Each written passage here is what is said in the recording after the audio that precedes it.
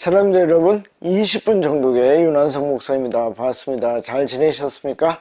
자, 오늘은 우리가 말씀을 깊이 묵상하는 시간입니다. 우리 시그니처하고 시작하도록 하겠습니다. 자, 여러분, 우리가 지난 시간에 어디까지 했습니까? 창세기 41장 52절까지 했습니다. 어떤 게 나왔습니까? 이름이 두 개가 나왔습니다. 그렇죠? 므낫세와 에브라임입니다. 자, 므낫세는 뭡니까? 요셉의 상처가 치유되었다는 것이고, 에브라임은 뭐였습니까? 번성했다 하는 것입니다. 그래서 여러분들이 미리 앞에 거를 알 필요는 없지만 뒤에 거를 복습할 필요는 있다. 여러분들이 그걸 기억하시고 들어가시면 좋겠습니다. 자, 몇 절입니까? 53절 우리 보도록 하겠습니다. 애굽 땅에 7해 풍년이 그치고, 자, 이제는 뭡니까? 좋은 때가 다 끝이 나고 이제는 어려움이 닥칠 것입니다. 여러분, 이 어려움이 닥친다는 게 중요한데, 이 어려움은 믿는 자에게도 동일하게 임하는 것입니다. 그런데 믿는 자는 뭡니까? 미리 아는 자죠. 누가 미리 알았죠? 자, 이집트의 왕이 알았고, 또 그 고위직들이 알았고, 요셉이 알았습니다. 왜? 하나님의 말씀이 왔기 때문에. 자, 우리도 알까요? 우리도 압니다. 그렇죠? 우리도 이 요셉과 같이 특별히 하나님의 말씀을 받았으면 분명히 알 것이고, 또 두 번째는 뭡니까? 요한계시록이나 이 말씀을 통해서 뭡니까? 이미 하나님이 미래에 임할, 그리고 요한계시록은 실제하는 지금이니까 지금 어떤 일이 일어날 건지 우리가 알 수 있는 것이죠. 조금 더 나가면서 생각을 더 해보도록 하겠습니다. 자, 이 시간은 생각하는 시간이라는 거를 여러분들이 분명히 아시면 좋겠습니다. 자, 54절입니다. 요셉의 말과 같이. 자, 이게 굉장히 중요한데, 이 요셉의 말이 누구의 말입니까? 하나님의 말입니다. 기독교인들은 굉장히 강력한 걸 가지고 있는데, 여러분, 이 세상은 누가 이깁니까? 기독교인이 이깁니다. 그 이유가 뭡니까? 예수님이 이겼기 때문입니다. 예수님이 첫 열매가 되시고, 우리는 따르는 열매가 됩니다. 그러니까 하나님의 말씀이 이미 주어졌기 때문에 우리는 그의 말처럼 말하면 되는 것입니다. 여러분, 이걸 여러분들이 굉장히 중요하게 생각을 해야 되는데, 우리는 이미 진리를 안 자입니다. 이게 여러분들에게 와야 돼요. 여러분, 우리도 이 안개 속에 있습니까? 앞이 보이지 않습니까? 그럴 수 있습니다. 왜? 욥도 그랬으니까. 그런데 어떤 순간에 하나님께서 우리에게 은혜를 강력하게 주시면 이 요셉처럼, 요셉의 말과 같이, 요셉의 말이 하나님의 말과 같이 어떻게 됩니까? 이루어지는 것을 우리의 눈으로 보게 될 것입니다. 우린 그런 사람들입니다, 여러분. 생각을 해보십시오. 우리가 어떤 사람인지 생각을 해보시고, 그럼 나는 어떤 위치에 와 있는지, 나는 아주 낮은 것인지, 아니면 나는 상당히 높은 곳에 있는 것인지, 여러분들이 여러분들을 따져볼 수 있습니다. 그리고 주변을 보십시오. 내 주변에 있는 사람들은 어떤 수준에 있는지. 그리고 만약에 내가 볼 때 나보다 높은 수준에 있으면 그분에게 배우십시오. 그럼 여러분들에게 굉장히 좋은 유익이 있을 것입니다. 자, 요셉의 말같이 세상에 역사가 흘러가는 것을 볼 수 있었습니다. 왜? 하나님이 그에게 말을 주었기 때문입니다. 그렇죠? 자, 7해 흉년이 들기 시작하며 어려움이 닥쳤습니다. 각국에는 기근이 있으나, 자, 엄청 이제 어려웠죠. 그런데 애굽 온 땅에는 먹을 것이 있더니, 왜 그렇죠? 그들은 풍족할 때 많이 이렇게 저축하지 않았고, 이 이집트에는 대비를 했기 때문입니다. 여러분, 하나님이 만약에 우리에게 어떤 말씀을 주시면, 그렇죠? 그 말씀을 우리가 담아서 어려운 때에 여러분들이 저축을 하시면 굉장히 좋은 결과를 얻을 수 있을 것입니다. 여러분, 자녀에 대해서 한번 생각을 해볼까요? 자녀는 이 화살 전통과 같다고 그랬습니다. 그러니까 무슨 얘기냐면 힘이라는 것이죠. 근데 21세기 한국에서 자녀를 키우는 게 쉽습니까? 쉽지 않습니까? 쉽지 않습니다. 돈이 어마어마하게 든다고 그럽니다. 저도 키워보니까 돈이 많이 듭니다, 여러분. 여러분, 어떨 것 같습니까? 그래서 아기를 낳는 게 유익하겠습니까? 아기를 낳지 않는 게 유익하겠습니까? 생각을 해보는 것입니다. 여러분, 하나님의 말씀이 뭐 주어졌죠? 주어졌습니다. 그렇죠? 자녀를 낳는 것이 화살의 전통과 같다. 이렇게 얘기를 했습니다. 그런데 그 말씀대로 살면 동일하게 어렵습니다. 그렇죠? 왜냐하면 풍족한 중에 저축을 해야 되니까. 여러분들이 판단해 보시는 것입니다. 그랬을 때 30년이 지났을 때, 40년이 지났을 때, 50년이 지났을 때 자녀가 있는 것과 없는 것과 어느 쪽이 좋을 것인가. 저는 하나님께서 우리에게 주신 거는 다 좋다고 제가 요 앞에 강의에서 다 말씀을 드렸죠. 저는 자녀가 있는 것이 훨씬 좋을 거라고 생각을 합니다. 여러분, 이 생물학적으로 아기를 못 가지는 그런 부부를 얘기를 하는 게 아닙니다. 지금 이 말은 뭐냐면 하나님의 뜻이 이미 주어져 있는데 그걸 그대로 하느냐, 안 그러면 내 생각으로 그걸 판단하고 어떻게 해요? 안 좋게 받아들여서 지키지 않느냐, 그 얘기를 하고 있는 것입니다. 잘 관찰해 보십시오. 자녀가 있는 집과 없는 집과 어떤 결론이 나는지 여러분들이 보시면 됩니다. 저는 뭐 하나님의 말씀대로 하는 것이 훨씬 유익하다. 그러니까 저축을 해두는 거, 풍년의 때에 저축을 해두는 거, 그걸 우리가 알고 있으니까 그게 굉장히 유익할 것이다 라고 말씀을 드리는 것입니다. 자, 그 다음에 55절입니다. 애굽 온 땅이 굶주림에 백성이 바로에게 부르짖어 양식을 구하는지라. 그러니까 어려움은 같이 당할 수 있다는 것입니다. 바로가 애굽 모든 백성에게 이르되 요셉에게 가서, 왜? 모든 것을 이임했으니까 요셉에게 가서, 이임했다는 것은 요셉이 이 나라에서 제일 똑똑하다 이 말입니다. 그것을 인정해 주는 거죠. 그가 너희에게 이르는 대로 하라 하니라. 제가 말씀드렸죠. 다른 어떤 사람에게 신뢰받는 것이 크리스찬에게 가장 중요하다. 가장 중요한 것 중에 하나다. 그래서 여러분들도 그렇게 되면 좋겠다라고 말씀을 드렸습니다. 자, 여러분들이 한번 그걸 실천하고 있는지 한번 생각해 보시면 좋겠습니다. 자, 그러면 이 다음에 요셉이 어떻게 할까요? 56절입니다. 온 지면에 기근이 있음에 요셉이 모든 창고를 열고, 이제 창고를 열어야 될 때가 됐죠. 애굽 백성에게 8세 애굽 땅에 기근이 심하며.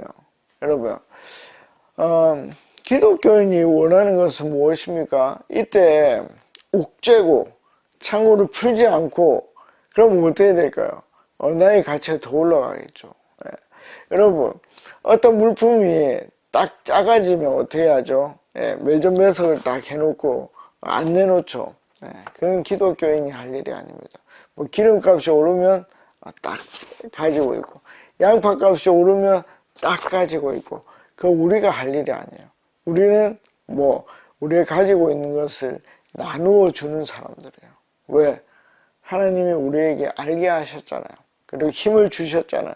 그래서 손해를 많이 보더라도, 그러니까 내 이익을 줄이면서까지 해야 되느냐? 그건 좀 다른 문제지만, 남이 만약에 10,000원의 이익을 얻을 거면 나는 7,000원, 8,000원만 얻고도 줄 수 있는 사람이 기독교인이어야 한다. 그렇게 생각이 됩니다.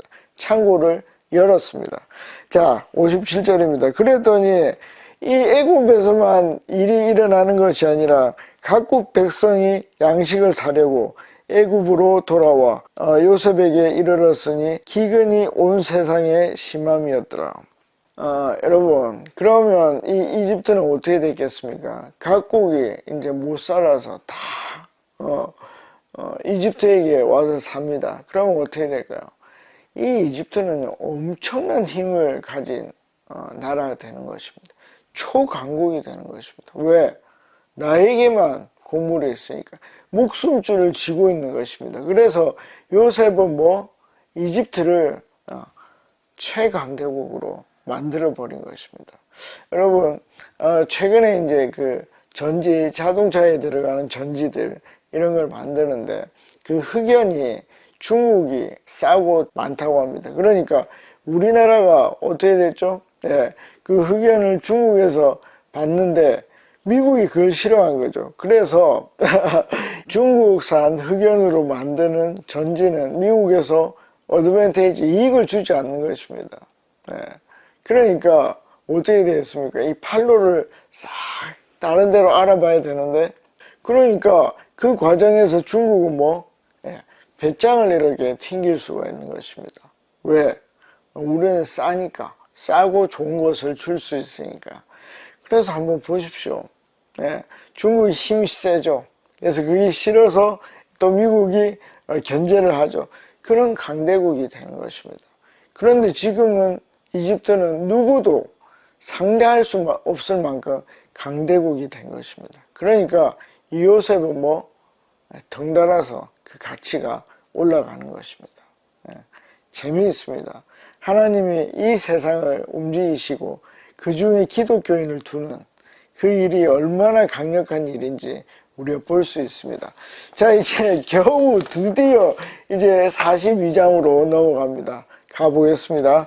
자, 42장 1절. 그때에 야곱이 애굽에 곡식이 있음을 보고 아들들에게 이르되 너희는 어찌하여 서로 바라보고만 있느냐. 자, 원래 어려움이 닥치면 어린애들은 어떻게 해요? 뭘 해야 될지 몰라요. 여러분, 예를 들어 우유가 탁 엎질러지면 어떻게 됩니까?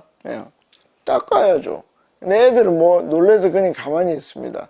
그때 야곱은 이집트에 곡식이 있다. 그렇게 했습니다. 자, 이거는 언제부터 있었죠? 아브라함 시대 때부터 있었습니다. 기근이 들면 뭘 하러 가죠? 이집트에 가서 곡물을 사러 갑니다. 그렇게 하다가 아브라함은 난리가 났죠. 그때 뭘 하라 했습니까? 제가 먼저 한번 기도를 해봐라. 기도해서 하나님이 내려가라. 그럼 내려가면 되죠. 자, 그 다음에 2절입니다. 야곱이 또 이르되 내가 들은즉 저 애굽에 곡식이 있다 하니 너희는 그리로 가서 거기서 우리를 위하여 사오라. 그러면 우리가 살고 죽지 아니하리라 하며. 자, 거리가 어느 정도 될까요? 이걸 알려면은 창세기 37장으로 가야 됩니다. 37장 14절에 보면은 야곱이 어디 살고 있었죠? 헤브론에 살고 있었습니다. 그러니까 예루살렘 쪽에 조금 산간 지역으로 올라가면 이 헤브론이고, 대략 한 이집트까지 669km 정도 된다고 합니다. 그러니까 엄청 먼 거리입니다. 사람이 하루에 한 30km 정도 걸어간다고 하면 계산을 해보면 한 달 정도 걸리는 그런 거리입니다. 그렇죠? 그래서 여러분들이 짧은 거리는 아니다 하는 걸 여러분들이 아시면 되겠습니다. 자, 3절입니다. 요셉의 형 10사람이 애굽에서 곡식을 사려고 내려갔으나. 자, 10사람이 갔는데 여기 한 사람이 빠졌죠? 누굽니까? 4절입니다. 야곱이 요셉의 아우 베냐민은 어떻게 했느냐? 그의 형들과 함께 보내지 아니하였으니 이는 그의 생각에, 여러분, 그의 생각에, 하나님 생각이 아닙니다. 야곱의 생각입니다. 재난이 그에게 미칠까 두려워함이었더라. 아멘. 여러분, 겁이 난 거죠. 요셉도 보냈더니 죽었고, 내 사랑하는 아들, 이 라헬의 아들 베냐민이 있는데 이 베냐민도 혹시 어려움을 당할까봐. 야곱은 그 형들이 요셉을 어떻게 했다고 그렇게 생각하지는 못하겠죠. 실제로 동물들이 그렇게 했다고 생각을 하는 것인데, 이 베냐민도 그렇게 되면 안 되니까 보내지 않으려고 합니다. 자, 이런 일이 언제 있었죠? 창세기 38장 11절에 보면 유다가 다말을 이렇게 자손을 얻게 하기 위해서 이 형제들에게 이렇게 결혼을 시킵니다. 그런데 계속 그 다말을 형제들이 받아주지 않죠. 그래서 결국은 셀라라는 아이까지 있었는데 이 셀라를 다말에게 주면 혹시 다 죽을까봐 이 다말에게 보내지를 않죠. 그러면서 그 뒤로는 이제 19금으로 넘어가는데, 여러분, 사람의 생각은 하나님의 생각을 넘어설 수가 없어요. 결국 나중에 이 베냐민이 어떻게 될까요? 결국 유다는 다말에게 어떻게 하죠?